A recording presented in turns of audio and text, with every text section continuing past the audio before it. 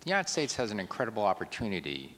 We have to have a second industrial revolution. The first industrial revolution gave us power that could relieve us of human labor and animal labor. But it came with a cost, and we only realized in the last couple of decades what that cost was. Well, there are many costs, but certainly the carbon dioxide cost. So in the next industrial revolution, we're going to have to develop technologies that will enable us to get the energy we need to grow and prosper, for the entire developing world to grow and prosper, but would greatly reduce, essentially reducing and eliminating the carbon dioxide. If you look at what the United States has, it has unarguably the greatest research and development centers in the world in our universities, our national labs, and in the private sector. And so once we get this great innovation machine geared and going, we would be invincible. But the only trouble is, let's get it going. So in that respect, I just came back from China 3 weeks ago, and China has realized, number one, the price of oil a couple decades from today will be considerably higher. Number two, and they're now importing 60% of their oil. Number two, we will be living in a carbon-constrained world. From the premier of China on down, they said, this climate change is very, very serious. If we do business as usual, the effects would be devastating to China, devastating to the world. Therefore, we have an opportunity to lead in the Industrial Revolution. And they are gearing up. These are becoming almost protected industries. They are trying to catch up with Vestas and GE and wind turbines. They are going heavily into solar. They are leading the world now in the highest voltage transmission, both AC and DC. And you might be suspicious and say, oh, this is for export, it's business as usual. No, actually, much of this is for internal consumption. And they have decided that we have to go there, but why not be the leader? Now, quite frankly, the United States is still ahead of China. And why don't we be the leader? So if we move in this direction, we can be the leader and seize the opportunity. If we don't, and just try to say, no, we're not really sure this is all happening, maybe the price of oil will go back to $30 a barrel. Maybe the climate isn't really changing.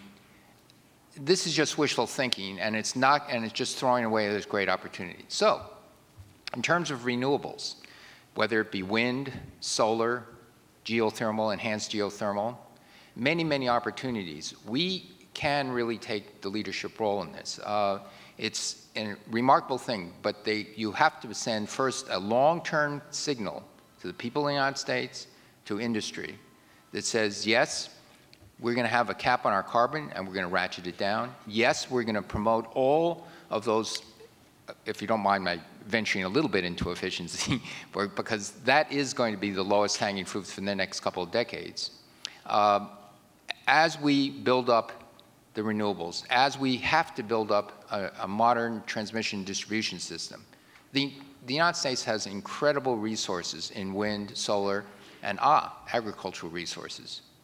The agricultural resources, that plus the electrification of a personal vehicle fleet, I think has incredible promise to just offload our total dependence on importing oil. The opportunity is enormous. In Department of Energy laboratories, in the first 6 months of the establishment of these laboratories, they've taught and reprogrammed yeast and bacteria, if you feed them simple sugar, to turn those sugars not into alcohol, which I personally prefer to drink, but into gasoline and diesel-like fuel. The yields are low, but hopefully in the next 5 years, they can up the yield so it will be comparable to yeast turning to ethanol. Okay?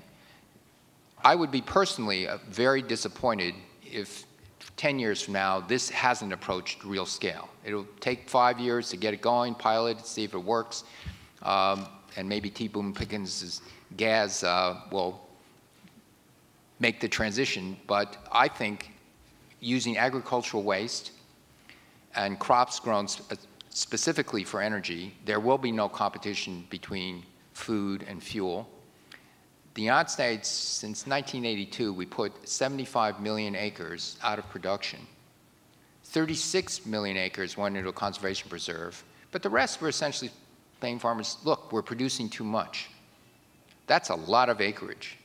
And so if we can go grasses and very rapidly growing trees that have far less energy inputs, there is an incredible opportunity here. That's something the United States has been blessed with so much, and we still have the land, we still have the sun, the water.